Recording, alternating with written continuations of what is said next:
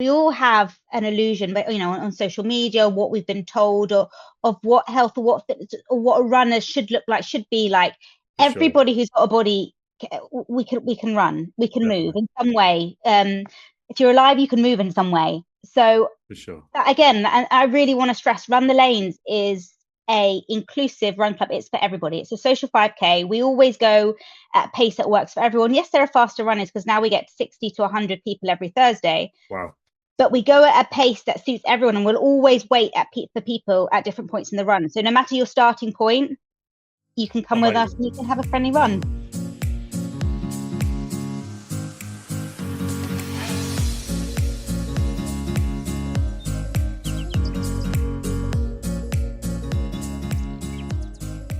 Hello and welcome back to One Brain at a Time. This is not the start of the show just yet. Give me 1 minute of your time. So for audio listeners, this bit might sound a bit different because it's recorded on a different day, and for visual listeners, you're seeing that it's not the normal camera angle and the normal setup. So this is future Adam. So post editing the show, putting a little clip in at the start of the show to explain the show, because I didn't do a very good job explaining the show, which you'll see why in a second. So I just wanted to introduce today's episode because it's very, very special. We are delighted to be joined by Alice from Run the Lanes and the FMG Project, and so you'll hear from her very, very soon. But before we dive into that, we've got to deal with the very, very important issue of Andy and him dealing with a ruckus and a plant pot. Hello and welcome back to One Brain at a Time. I'm Adam. And I'm Andy. I'm Andy Beast, and I'm an action potential coach and consultant. Hello, good afternoon, good evening, wherever you're listening from. It's nice to be here. Nice to see you. What's going on? Whoa. So there's a reason I'm stood here. All right.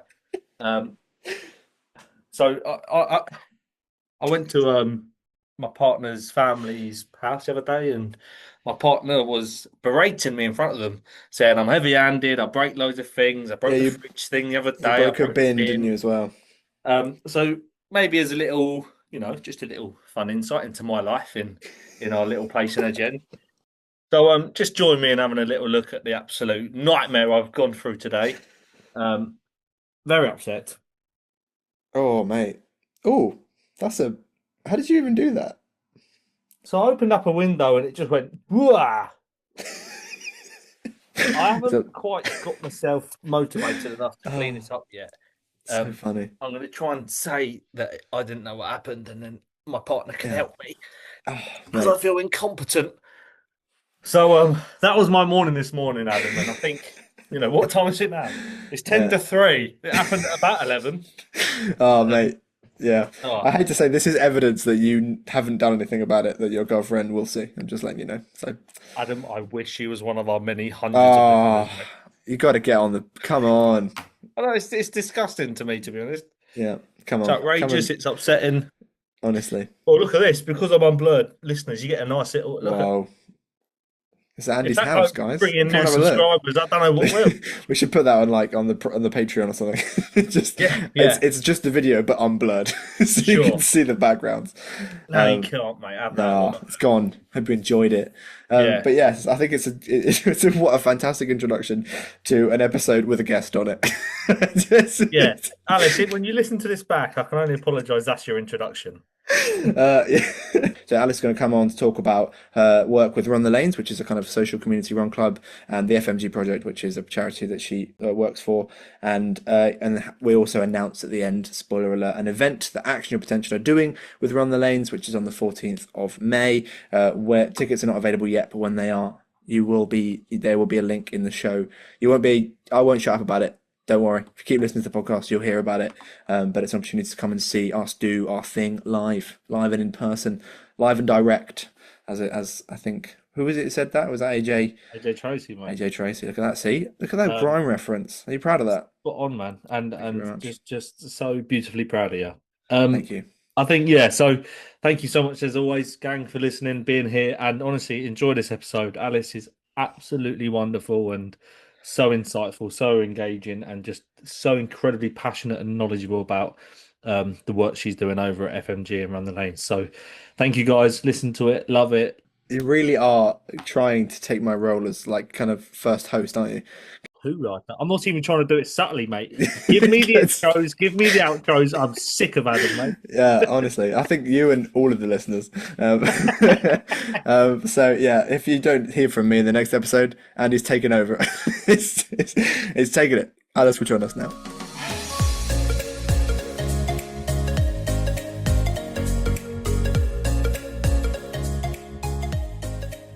Hello and welcome back to the show. We are delighted to be joined today by Alice from Run the Lanes and the FMG Project in Brighton. Hello, Alice. How are you? Hello, I'm really excited to be here. It's your first podcast, isn't it? It is my first podcast, so I'm really excited, especially to be here with you guys. Oh, well, thank you. We hope it's a good experience. You know, we've had a few guests now, and it's always I love it. It's probably my favourite episode to record. But yeah, let's jump straight in, shall we? Let's do it. Perfect. So, yeah, tell us all about you, all about the FMG project, and all about Run the Lanes.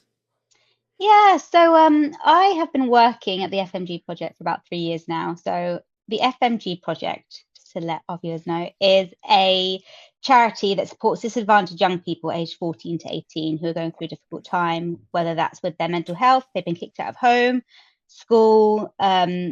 We put them through a movement and mindset program, fostering community, helping them build skills to essentially build a happier and healthier life. And then Run the Lanes, which is a run club, a social run club where we run 5K on a Thursday. We run for the FMG project. So on Thursday, 6 p.m., lots of people get together from all different backgrounds, and we run together. And any events that we do, we basically raise money for that charity. So it's a really nice initiative. It's amazing. And regular listeners will know the run club I've been banging on about for the last, literally the entire time we're doing this podcast. That's Run the Lanes. I adore it so much. And there's little offshoot groups that do, you know, like the Sunday runs, stuff like that. It's just the most wonderful community experience that I've had. And I think that we wanted to talk about that today in the kind of, in like, the idea of like, we were talking about like loneliness and community sport, and the way that I think that we can sometimes feel quite disconnected in today's world from community, even because we're all kind of scrolling on our phones. We find we're disconnected even in massively populated cities. And I just think that Run the Lanes especially has been such a profound way for me personally to connect with, again, regular podcast listeners will know that I moved out of my kind of family home semi-recently to Brighton for the first time on my own with kind of no friends. And the experience, and one of the first things I did was sign up for Run the Lanes, and it's been genuinely transformative for my mental health, for my well-being, for my experience in town. And so yeah, I just wanted to ask a couple questions about how did it start as kind of from the FMG project? How did Run the Lanes get going, and when did you take it over? Yeah, first of all, I just want to say that makes me so happy, because that is exactly, I think, the mission. When I started leading Run the Lanes, that's what I wanted it to be an inclusive and accessible space for everybody to get together and just move their bodies. Because, as I'm sure we'll get into, there are so many benefits to community, to connection, to moving.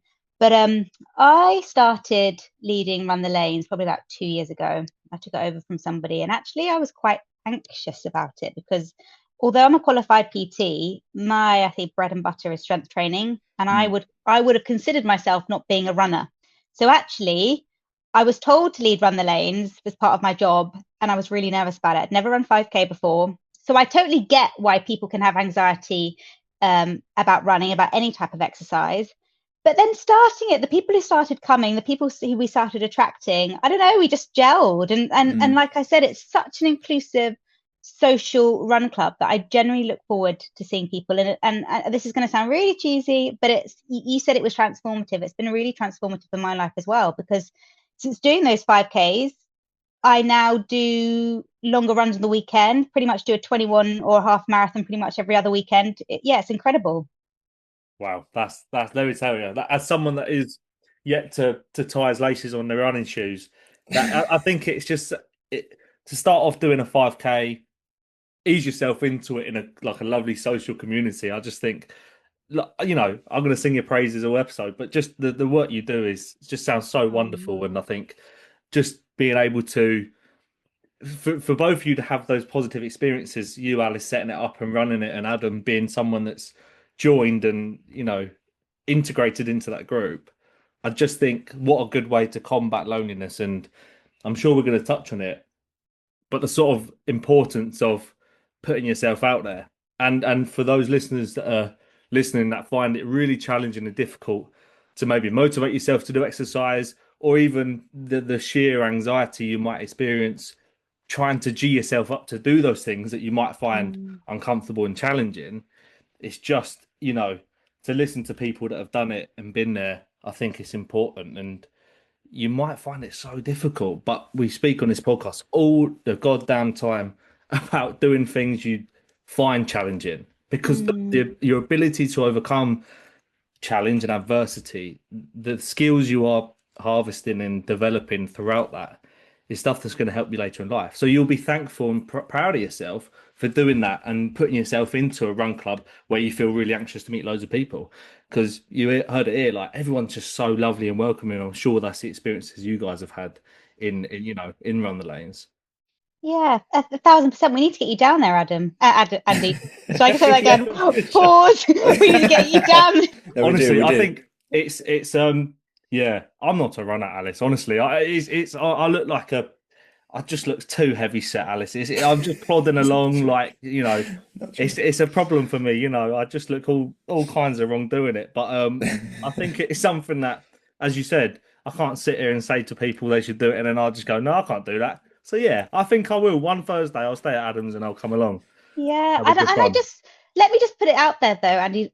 That's the thing. Like, we all have an illusion, but on social media, what we've been told, or of what health or what fitness or what a runner should look like, should be like.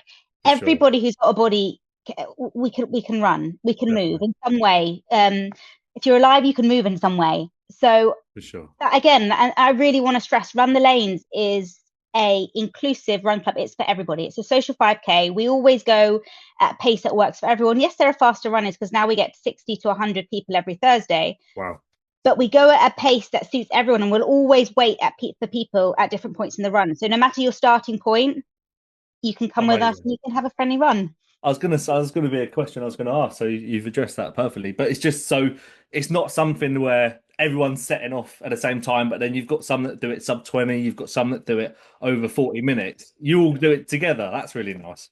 I mean, like I said, it is, as it's getting so big, like as the numbers are getting crazy now. Like, I can't believe, like, on an average Thursday, we get a minimum of 60 people, and I think that's a quiet night. But yeah, there are now some people, I can't control so many people, but there are always pockets, and we do always wait for people along the route. So you'll never be alone along the 5K.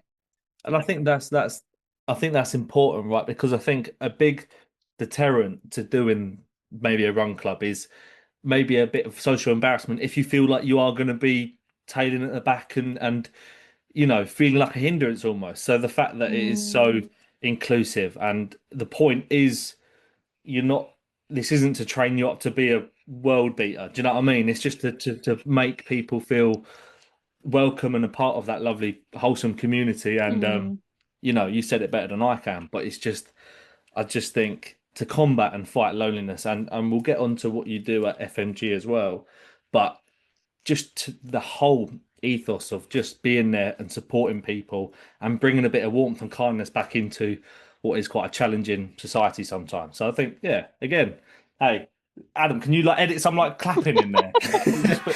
I'll just give that myself in post. There you go. There's some claps there. But yeah, I think exactly right. And I think to talk about that anxiety of joining a kind of any new group, it doesn't have to be a run club specifically, but any kind of new group, especially in a situation where you're someone who's trying to make new friends, maybe you feel a little bit lonely. There's a massive amount of anxiety that kind of comes with that. And I just want to talk a little bit about kind of what's actually happening in the brain when that stuff happens. So kind of, we simplify it down to the spark just behind your eyes. You have what we call the worry system inside the company. And that's kind of dictated to by the amygdala. And the amygdala is the part of your brain that basically, to simplify it, spots change in the world and freaks out about it. So it will spot a change in the world and go, and basically put your body into fight, flight, freeze response to those changes. And that basically means blood drains away from your brain to your muscles, because obviously when we were cavemen on the African savannah fighting off saber-tooth tigers, you didn't actually have to be able to think in those moments. It was much more beneficial for survival for you to kind of have more ability in your muscles to be able to fight and run away from things. And so what happens when your amygdala kind of spots a change in the world, spots that difference in the world, is you get put into your fight, flight, freeze response, which obviously is not a nervous system it's going to actually it's not going to open you up to new experiences, basically. And you can sit there spending a little bit, like you can just kind of get trapped in that kind of part of your, literally, if you to look at a brain scan of someone who's anxious or worried about something, the localization of their neurofiring would be centralized kind of in this area behind their eyes. They are really struggling to kind of think in a different pattern of ways apart from in that kind of anxious spiral. And we talk all the time about the fact that you can challenge and change the way that we think, things that we do. And one of the most profound ways is do it anyway. Do it worried, do it anxious, do it scared. Because what your amygdala is doing is basically your brain works in models, your brain builds models for everything. Your amygdala has noticed it doesn't have a model for this thing, or the model that it has is one of fear. You know, maybe when it might have a fear of kind of group sporting events because of experiences you had in school, for example. As a non-sporty kid, the kid who was always picked at the end for basketball teams and for netball teams, my experience of group sports was never an amazing positive one at school. I was never very good at it. So my models for what group sport looked like needed to be challenged. But the only way to actually develop and build that new model for your brain is to go and build that new model, to go and challenge that model, and to go and do it anyway. And I think that's kind of one of the fundamental things is when I first went to run the lanes, I was really nervous about it. It was freaky. It was a kind of a, not that everyone, was scary, because obviously they're lovely.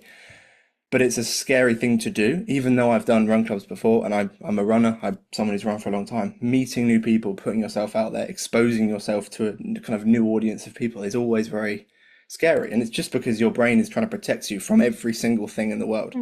What we need to understand is when that worry system goes off, we don't have to just be dictated to by it. We can challenge it. It doesn't mean we're going to immediately, all those worries are going to recede and we're not going to feel them anymore. I'm still anxious to do new things, but because I practice the skill of doing it, even though I am worried about it, that part of my brain is not being strengthened. In fact, my prefrontal cortex, the bit that goes, okay, we're worried about it, but we're going to do it anyway. That's the bit that I'm reinforcing. That's the bit that I'm kind of strengthening, if that makes sense. Yeah, I mean, it's so interesting. I mean, just a side note, I am training to be a psychotherapist at the moment. So it's really interesting also to hear that, I guess, neurological piece of information, because I work relationally, how I work relationally with clients and with people. And it's basically showing if you've had bad relationships in the past with people, that just having a new relationship can be basically to show a new healthy relationship can show you that things can be done differently. And I guess this is what the same you're doing here. It's really, I can completely understand if you're scared, if you're anxious, we all get there. We can all be stuck inside our own heads. But I guess what you're saying is that rewiring those patterns to show yourself it's safe can be so transformative. You've got to fight, it's such a psychological battle, and we always are obsessed with actual potential in sitting above your thoughts, sitting above your sort of conscious mind, and that's the way you strengthen your insight circuits in your prefrontal cortex. You have to do the things that make you uncomfortable. To rewire any part of your neural architecture is difficult because, as Adam said, you like the comfortability of staying in a certain space. That's comfort. That's the model of understanding you have. Your pre-existing beliefs and opinions, that's there. It doesn't have to be cemented. You can change that and you can fight against it. But to do so takes courage, takes bravery, takes resilience, all these sort of characteristics that we harp on about. And that is difficult. And we'll get on to your FMG product because I'm absolutely fascinated by that line of work, working with, underprivileged and disadvantaged individuals and youths especially. To start implementing some of the strategies that we're talking about in sitting above and noticing, accepting, sharing as a way to strengthen. But there's massive stumbling blocks in that. So it's a real battle, and it's something that we come up against, every single day. Just to start becoming acutely aware of it is, for me, in my practices, the first step. Starting to understand the cognitive processes. So I guess to bring it back into something relevant to run the lanes, you're not meant to make it. It's not meant to be easy. It doesn't have to be comfortable. It doesn't have to be something that you might be chewing at a bit to do, but you can do it. And just being as simple as saying that you can, your growth affirming beliefs will follow, actions and behaviors will follow if you say to yourself you can, and you'll put yourself in that position. But if you say you can't, you won't. It's a vicious cycle. But just quickly, just jumping in on that, I think a lot of the time we can get stuck in our own thoughts, and it's the action of doing it, being part of a run club and doing kind of. I don't know what you'll say about this, Adam and Andy, but maybe you're not so much in your brain thinking, you're doing. you're being present. You're not focusing on yourself, you're being with others. Exactly For right. sure. So exactly, and I think that's one of the things to that really rams the stuff home is, so here, we always talk every single episode. I feel like it comes up. We talk about emergence, which is the idea that you are not actually in charge of your body and brain. They project your mind. You are your mind. You're kind of sitting above it. Your brain, it's going to sound counterintuitive, doesn't mind being sad, doesn't mind being lonely, doesn't mind being anxious, because from your brain's perspective, it's just trying to keep you alive. If you are anxious and having a terrible afternoon, but you're safe, your brain's like, fantastic, this is great news.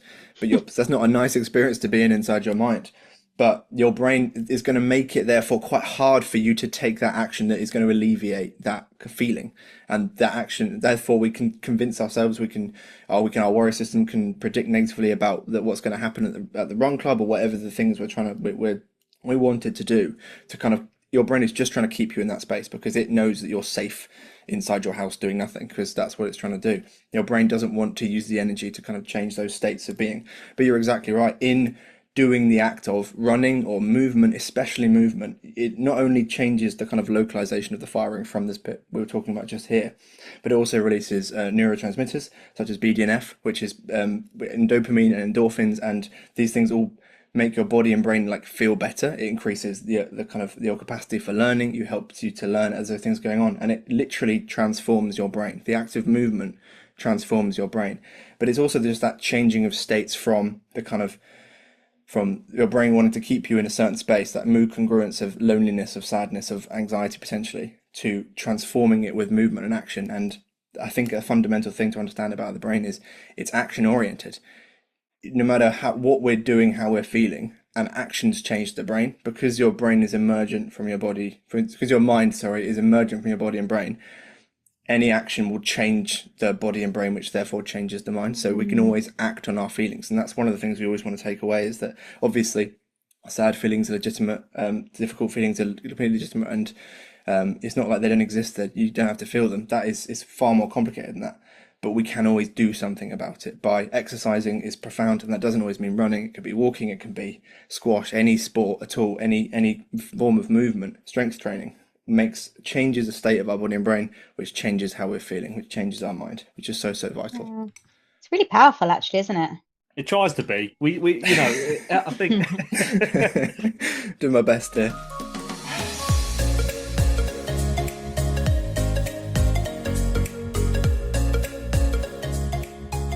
All right, shall we talk about the FMG project? Because I'm just absolutely, I'm so ready for that. So FMG, you're going to please tell us, Alice, the floor is yours, what it's about, what sort of things you do, and how you sort of got into it.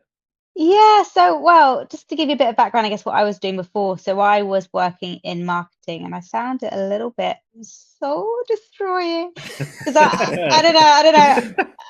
Sorry to anyone working it, but yeah, I think I got to, well, I know I got to 35 and just wanted to, this is going to sound so cheesy, but I just felt like I needed to do something meaningful. So I left my marketing job, switched to and started studying psychotherapy, which has been one of the best decisions of my life, albeit really challenging. And I started working at the FMG Project. So I think I said earlier, the FMG Project is a charity for disadvantaged young people aged 14 to 18. So they come to us rather through referral from social services, or from schools, or from their parents, because they're really struggling. Maybe they're in poverty, maybe they're having a really difficult time with their mental health, maybe they've been excluded from school, they're having problems with the justice system. So they come to us for multiple reasons. And what I love about the FMG Project is it's a real variety of different sorts of kids that probably wouldn't mix together in school. They probably just wouldn't. Sure. But they are in this environment where we set kind of our values of, tolerance, being accepting, being inclusive, all these things. And it's incredible how they all start developing such respect for each other, and they develop their own community. So they come to us, and then we put them through a 10-week program, showing them how to move with some key skills. So, for example, strength, squat, deadlift, maybe a bench press, and then we put them through a workout. And then by the end of the 10 weeks, the kids then have to take members of the public with what they've learned through a workout with all the skills that they've learned. So it's a really nice opportunity to showcase everything they've learned.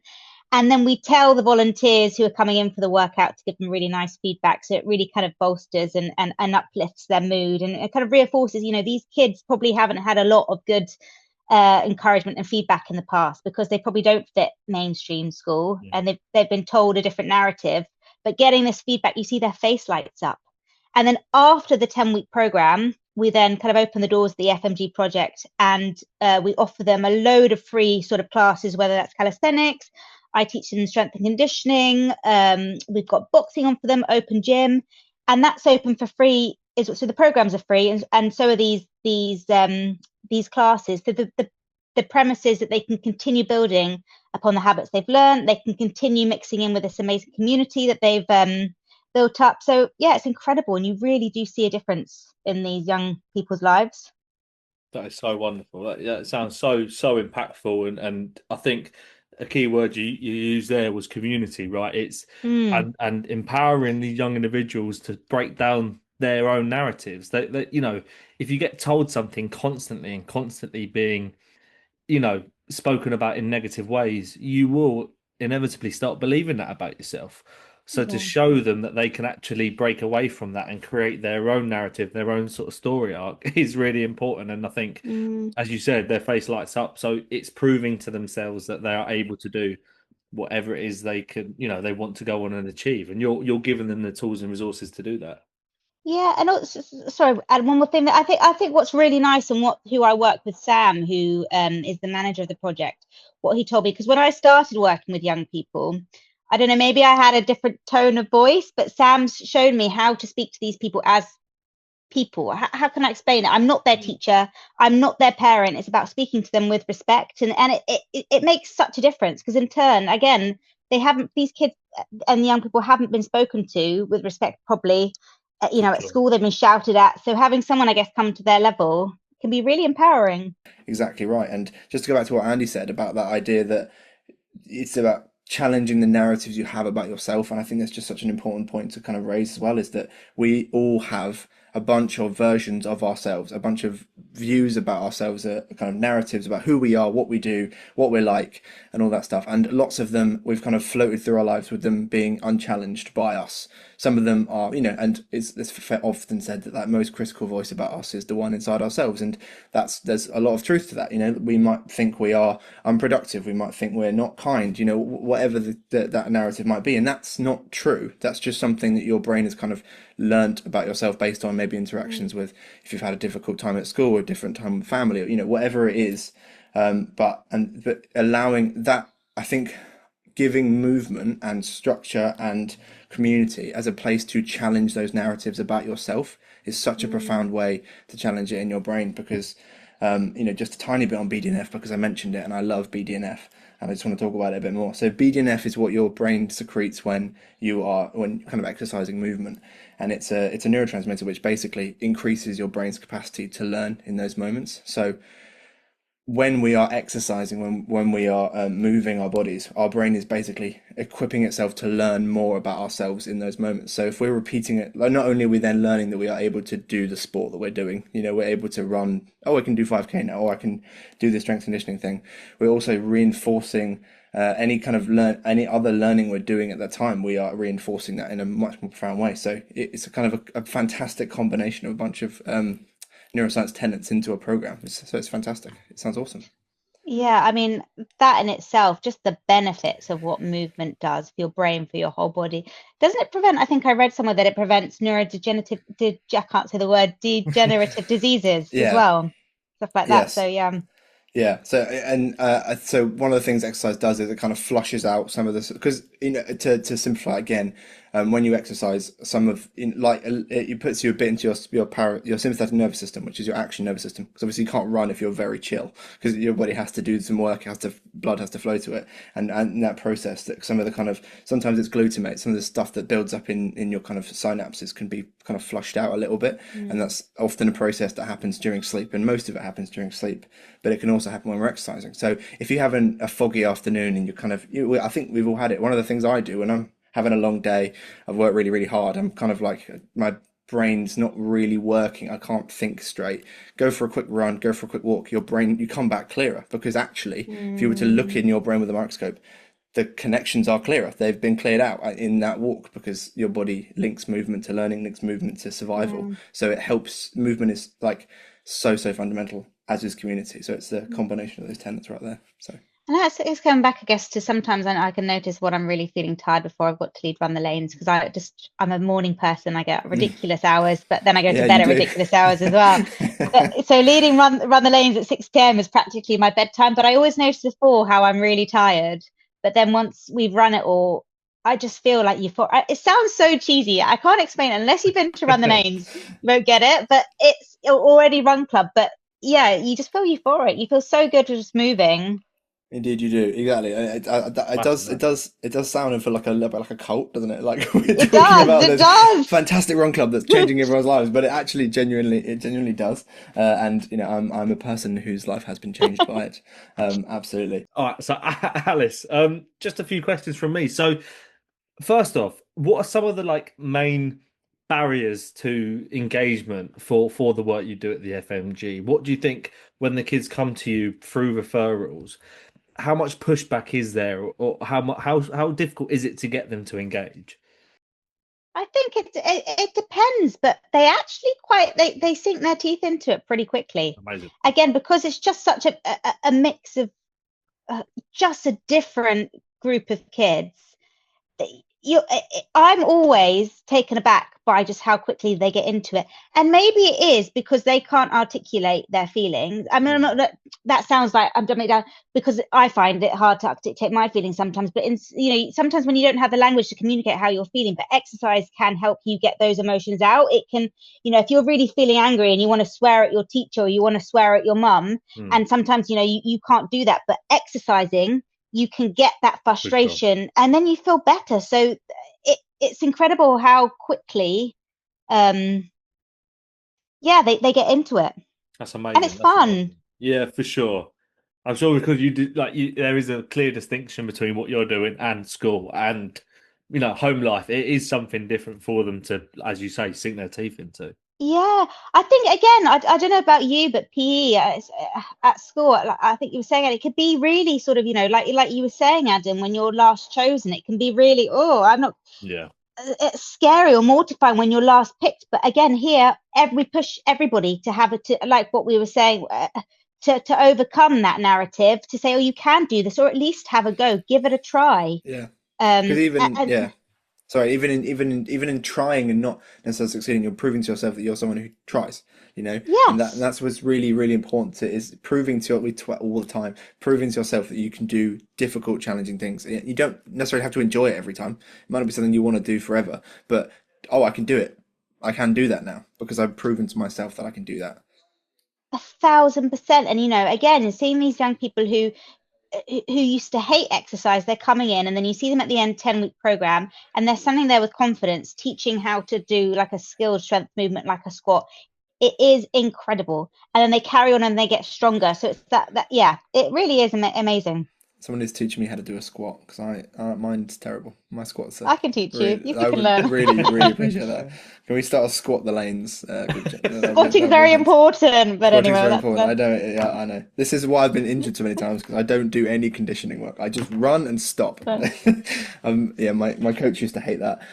So I just think a good point to end on is, we're talking about this fantastic kind of community that's been formed over on the lanes, and the fantastic charity that kind of formed it. And, we wanted to get in on the party. So basically, I think this is an exclusive announcement that's not been made yet, but we haven't announced it on our side. So on the 14th of May, Action Your Potential, so the company that kind of make this podcast, help us make the podcast, are doing a collaboration event with Run the Lanes, and all the proceeds. So it's going to be the 5K run, and then there's going to be kind of a workshop, and it's going to be really, really fun. And we'll put the link up in a future episode when the tickets are available, but all the proceeds will go to the fantastic FMG project. So if you are a listener, hundreds of you on the podcast who've been wanting to come to an actual event and keep emailing about do I do anything in person? We do it, and we're going to come and run the lanes and come and take part in this fantastic cult, and then we can all go and listen to some neuroscience, and it'll be fantastic. I should say it's not a cult.